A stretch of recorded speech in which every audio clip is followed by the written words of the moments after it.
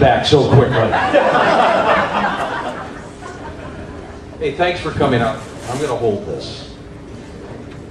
I know it's a little hot and we're going to move this program along, but really to all of you who understand what these gentlemen are going to talk with all of us about tonight, you are one of the few, I think, in the world that has your finger on the pulse. And the pulse is just what the heck is going on this planet right now. Who's trying to manipulate us, and why are they trying to do this? And you're going to hear some astounding things tonight. Absolutely astounding.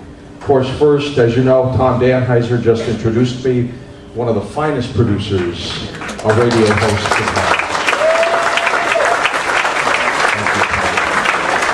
And of course, here in Los Angeles, one of 500 plus radio stations we're on, but our monster and our home station, KFI here, Mark and Brian back there doing what they do. Thank you so much. In the corner, you'll see a man there with a flowered shirt. He's a member of the CIA monitoring me. Shows up wherever I go. Actually, that's Trevor Oliver, our Senior Vice President at Premier. However, before you clap for him, he came here to fire me tonight, so everybody go pounce on him. On the phone, and it's critical, I think, to the growth of Coast to Coast. But in so doing, it's a lot of work, because I have to come up with a new speech, something fresh to say, especially with the advent of the internet and YouTube. You can't say the same thing all the time. You know, people look at it and go, I was in Seattle, he had the same speech that he did in LA. Albert Einstein used to give the same speech wherever he went. For years, he'd give the same speech. He'd always be in a different city, and this was years ago. Well, one day he's with his chauffeur, who looked a lot like him, and he said, God, I'm tired. I just can't keep giving the same speech over and over again. The chauffeur said, Mr. Einstein, I've got an idea. We kind of look alike. Let me give the speech. And Einstein went, you know, that's not a bad idea. And then Einstein said, let's take it a little further. Give me your chauffeur's hat and coat, and I'll stand in the back like I drove you here. And the guy said, sure, let's do it. So the chauffeur, who is playing the role of Mr. Einstein, is on the stage answering questions, talking, and then all of a sudden a PhD scientist comes up and says, all right, Professor Einstein, tell us exactly about the mathematics behind the theory of relativity. And he looked at him and said, that question is so easy to answer, I'm going to have my chauffeur in the back answer it.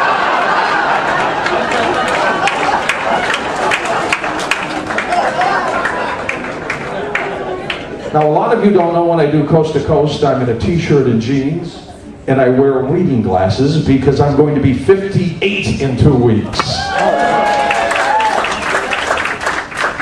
So I have to read some introductions, and we'll get going. First of all, Jay Widener, cultural anthropologist, filmmaker. He's been called the modern-day Indiana Jones for his exploration of ancient civilizations, and he is one of the best. He has produced, hosted radio shows. He's written articles for many periodicals and journals. He's produced and hosted articles for many other diverse scholars, conferences. He's been all over the place. He's directed the documentary Secrets of Alchemy, The Great Cross and the End of Time. He's produced 2012, The Odyssey, and Time Wave 2013. He is the president of Sacred Mysteries Productions. That's a video production company. And I'm told he landed just 48 hours ago from Egypt. Is that correct? Where he was filming a new documentary special for the History Channel. Jay Weedy.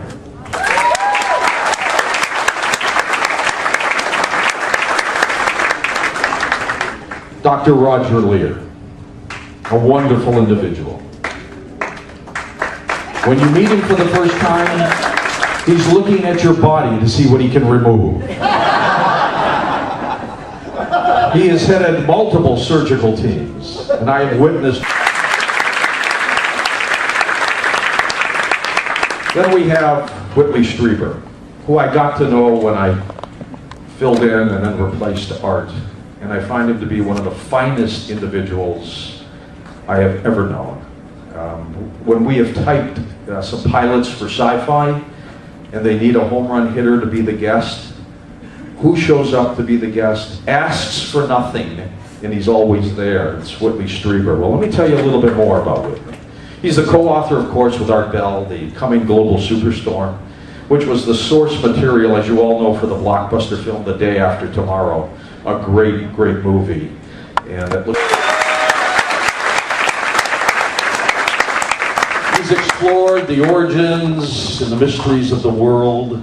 I'm not going to give you a long dissertation of Jordan Maxwell because you all know him. But the work on the internet of that movie, Zeitgeist, is based in part on the life of Jordan Maxwell. 15 million internet hits on that already. 15 million. And it's good to have someone like Jordan Maxwell looking over the New World Order's shoulders. And there are many days that he has to look over his own shoulder to see them looking back. When the fine people, Jay and Christian, put this organization together for tonight, they said, so what can we do for you, George? And I said, well, nothing. Coming here and talking to coast listeners is enough for me, except I would like you to do this, you know, because normally I'll get a stipend if I speak, expenses paid when I travel. I said, I want you to do me a favor, so I'd like you to stand up for 1 second, Mr. Maxwell. I said, I would like you to make out a check in the name of Jordan Maxwell that I can give him for my appreciation for everything he's done. Wow. Coast to coast and for all of us. So we're going to do that now. Wow. And then they sent me the check and I realized how large it was. So I forged your name and I don't have it anymore. So I'm just giving you the letter they sent me. Thanks, Jordan Maxwell.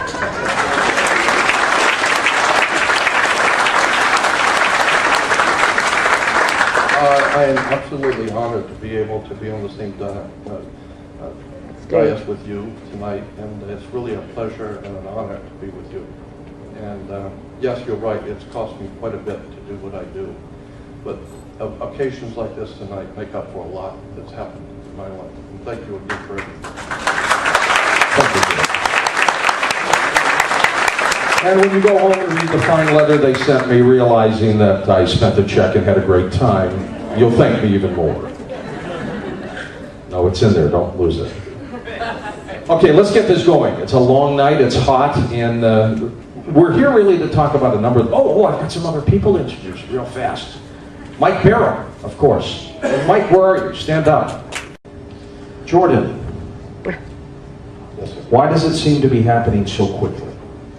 Well, I think that we are entering this 2012 idea, and totally convinced that we have a spiritual matrix in the universe, and what goes around comes around. And I think there's spiritual reasons why we've come this far, and what we're doing with our lives today, and what's going to happen. It's in the hands of the gods, so to speak. Something that Dr. Lear brought out that says, always trust the one who's looking for the truth. Don't ever trust the one who's found it. For sure. Yeah, bravo. Yeah. And I want to give you an example. If you have a two-story building, and some of you may have heard me say this before, but if you have a two-story building and you're going to put a lot of weight on the second floor, like printing presses or whatever, first of all, if you have any sense at all, you'll go downstairs with the building inspector and go up through the ceiling tiles and check the foundation of the floor to see if it's going to hold that kind of weight. Understand comes from. So once you understand the problems that we have in the world today, don't just look at them on the surface. Go back and do some real dark research and find out who's caused these problems, who was financing this fiasco. Restaurant one Saturday morning, and it was very crowded, and there was only one seat at the counter. I sat down, there was a young girl sitting next to me. I'm 19, she was probably about 17, so we started talking, and come to find out we both lived in basically about 3 blocks from town. And she lived 5 blocks from town, I lived about 3. So when we were walking home, she saw where I lived, but she would go 2 blocks further, so I didn't know exactly where she lived. And so we started meeting on Saturdays and Sundays in downtown, we'll walk home. So she always knew where I lived, but I didn't know it. I'm not going to go into that. So I said, okay, because it sounded interesting. She said, no, my dad's very interesting man. He wants to talk to you. So I went over, and as I was walking up to her house, the first time I'd ever been there, he happened by chance to be coming out the front door. And the moment I saw him, with an immediacy, my spirit knew that this was not a normal man. I felt it, and I cannot explain the kind of feeling that he gave me, but I just knew. I thought, wow, whatever this is, I'm feeling it off of him. And I watched his mannerisms. The one thing I picked up on him immediately was that this man was in total control. He knew precisely what he was doing, and he moved in a very strange, methodical way. And he said, come on in. So I went in, I'm going in with my girlfriend, and we went in and sat down. And my girlfriend had a younger sister, so the 2 of them sat on the floor on each side of the fireplace. I'm sitting on the sofa with him. He's on one side and I'm on the other. The mother's in the kitchen. And he's talking to me, how do you like living in California? And how do you like your job, et cetera, et cetera. We're just making small talk. And I began to feel a little bit more at ease with him. And I liked him, but there's something strange about him, right? And so we're talking, and all of a sudden he says to me, very coolly, he says, remember back in Florida, when you were 8 years old and your dad built a new back porch? Remember the new back porch he built, and he built it out of green lumber and it smelled funny? And remember one night when you were in bed, you got up and you went out the back porch and you sat there and peeled. Remember how you peeled the wood because it smelled funny, it was green lumber? And you were picking your teeth with it and smelling it because it was green lumber? He said, remember when you did that? And I didn't want to show tears in front of my girlfriend, and it frightened me. And he knew it.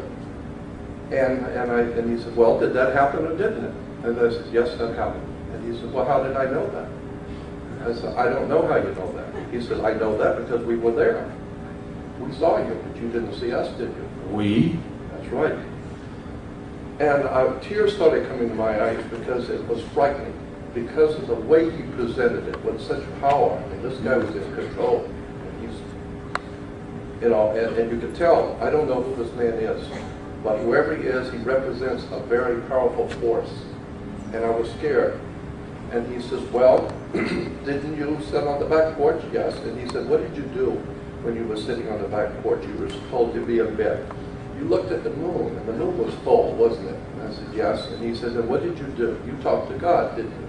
And you asked God to let you do something of importance with your life, didn't you? And I said, yes, I did. He said, well, we're going to give you an opportunity then. Because after all, you did ask, so we're going to give you a shot at it. And I said, I don't know what you're talking about. He said, you're not supposed to. And he said, but why are you here in California? And I said, I have no idea in the world. I just came. He said, no. You're here because we brought you here. We have something for you to do, but it won't be till later on in your life, so don't worry about it. And he said, now where you're from, we know that you've always been interested in UFOs and all that kind of subject of aliens and all that kind of thing, right? And I said, yes, because where I'm from was from Gulf Breeze, Florida. Gulf Breeze is very famous. That's where I was born and raised. And I used to have all kinds of strange experiences in my life as a small child. And he said, well, you did ask God to do something, let you do something with your life, so we've decided to allow you to do that. And he says, so we're going to train you, and I want you to read this book. And he said, I'm going to give you a book, and I want you to read it, and we're going to train you, and later on in your life, we will put you where we want you to be, because you're here in California because we brought you here. And we have something for you to do, but we have to train you first. And it was just an extraordinary evening listening to this guy. I'm scared, tears, fright, wild imagination. What was your girlfriend doing? She was sitting there just calm and collected, and when I looked at her... Did she expect this? As he's talking to me, I'm looking at her, and she's smiling as if to say, yeah, I told you, that's him. And so then he said, you are interested in UFOs? I said, yes, I am. He said, you want to see some tonight? And I said, yeah, I'd love to. He said, well, come with me. So we went outside. This is North Hollywood, 1959. We went out in the front yard. It was probably 12:30, 1 o'clock in the morning. And he looks up in the sky and he starts talking inaudibly. You can't hear him, but he's moving his mouth and obviously talking. And so I'm looking over at my girlfriend and her sister, and then he turns and he says to me, he said, they said they'll be here in just a few moments. They'll be coming from that mountain over there by Griffith Park, and they'll be here in a few minutes. And I said, who's they? He says, you'll see. And I stood there looking at my girlfriend and him and thinking, what is going on here with this man?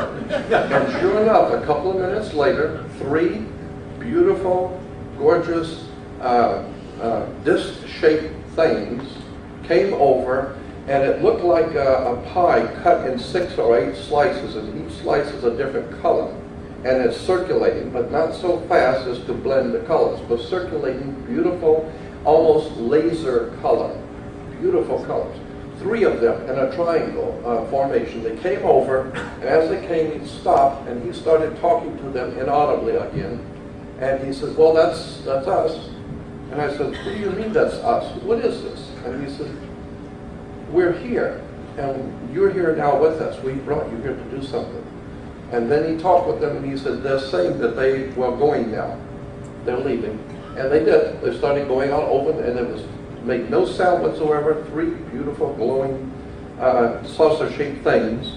And as they left, I felt an overwhelming feeling. I don't know what this is. I have no idea what's going on here. But it's totally out of control, because this man knows stuff that he's not supposed to know. He's showing me things that are extraordinary, and he changed my life that night. And, did you ever go back and talk with him? Yes, and for 2 or 3 times, I didn't want to continue to bother him, but I just couldn't get enough of this guy. So I would go over on Saturday mornings, hoping that he would still have some time. And so we would go out, and a couple of times we went out to Palmdale and go way out into the desert. This is back in '59, there's not much out there. And we would go out walking, his wife and the 2 girls and myself. And we would go out walking, and he would tell me about the different aliens who were here, and the different kinds of aliens, and where they come from. And I'm a 19-year-old kid, I don't know what he's talking about, but I love it. I can't get enough of this guy. And he's telling me about the reptilian aliens as opposed to this group and that group, and some are our friends and some are the enemies. And some of them, he said, were under the earth, and some were above the earth, and they looked like us, etc. And then one day I went over on a Saturday morning to see him, and the house was totally empty. It's gone. They never said, the girl never came to tell me she was going. Nothing. It's just gone forever and ever. That's weird. Wow. Amazing story. And when coming from someone you know and trust, that's weird.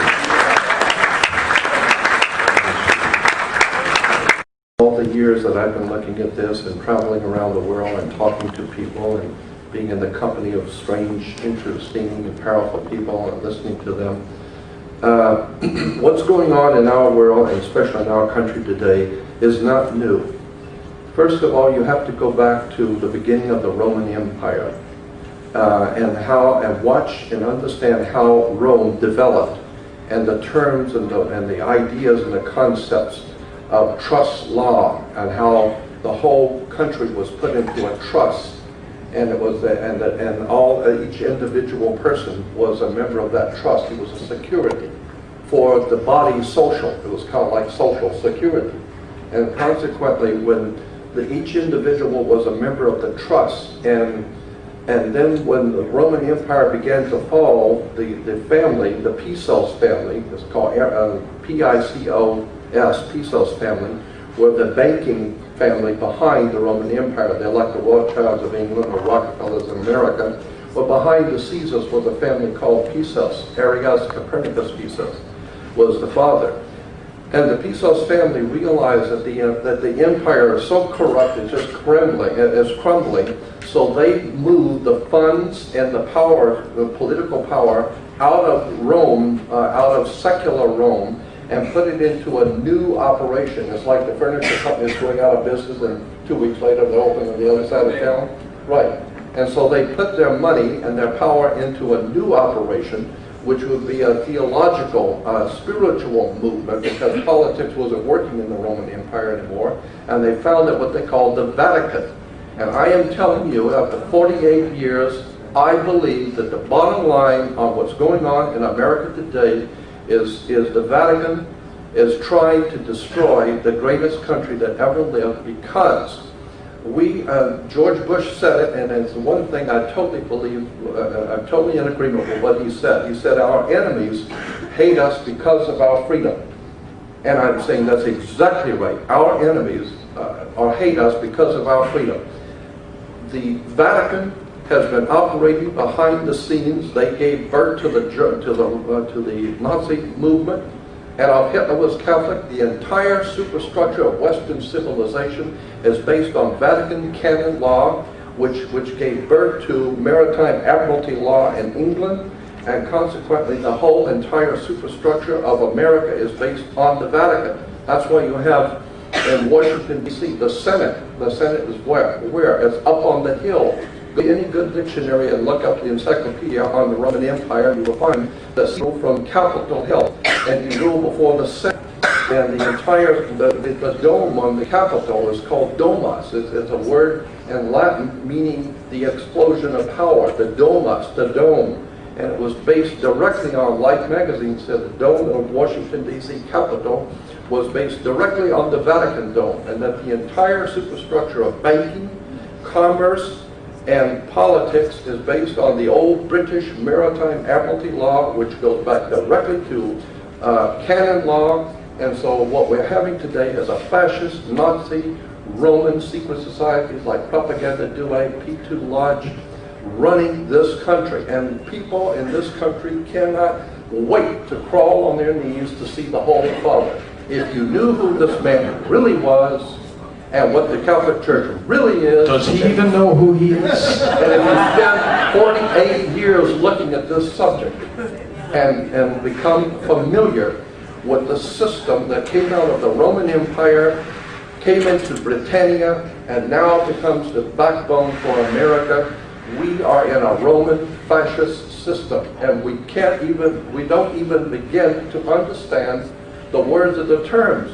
We can't wait to see the Queen Mum and the Queen and the royalty, and the Holy Father comes over here, and everyone thinks he's so holy. I'm telling you, it doesn't matter if you're offended or not. The fact of the matter is, Rome is still ruling the world. And the Roman Church was the power behind Adolf Hitler.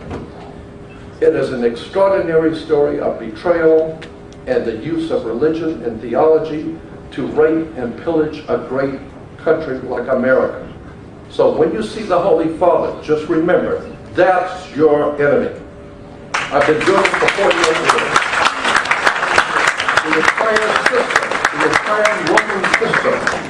The entire Roman system is in operation today. And that's why you're having the people with waterboarding and all that kind of stuff. It's called, the whole thing was the anti-Inquisition, or the anti-Reformation. What we're experiencing is a religious war to destroy the only country that ever had a constitution, and this is important, George.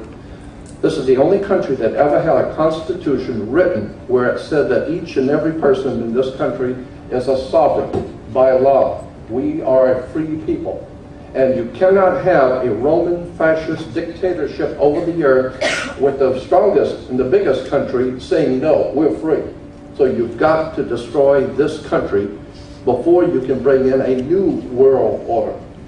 We're going to bring up Christian. Thank you very much. Christian, come on up. I want to thank you, Jay, Whitley, always, Roger, and Jordan. Gosh, we got 4 more Coast to Coast shows just with them. Come on up here, Christian. Let's give George Noory a big round of applause, everyone.